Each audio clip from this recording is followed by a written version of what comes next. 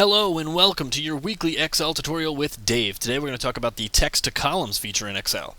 So what we have here is in the data ribbon, this text to columns button will actually divide your cells out. In this example, it's going to be phone number, and you can divide it out into the area code, the prefix, and the line number using a single function. So what we have here is we can insert two columns if you know exactly how many to expect. And I'm the cautious type, so what I tend to do is I insert one extra just to be sure, so that nothing gets overwritten in this function.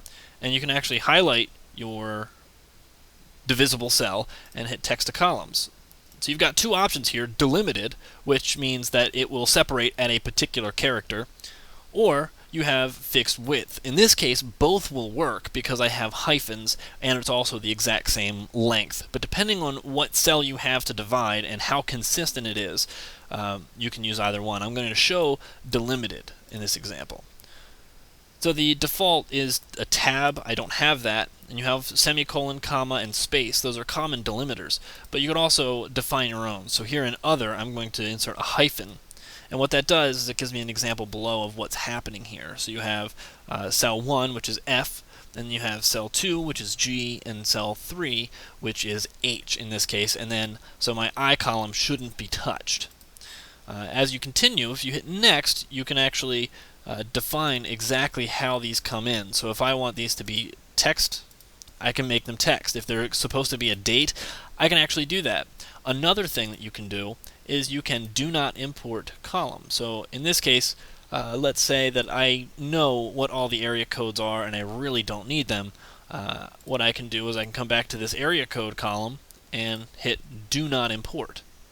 Not particularly useful in this case, but in some cases it may be. So where you have a conjoined field and you have a serial number perhaps for your organization, some sort of identifier, what you can do is you can just not import that. It's not important, it doesn't add value, and you can conserve space on your spreadsheet. So here, now that we have all three formatted as text, which is how I want it for whatever reason, hit finish.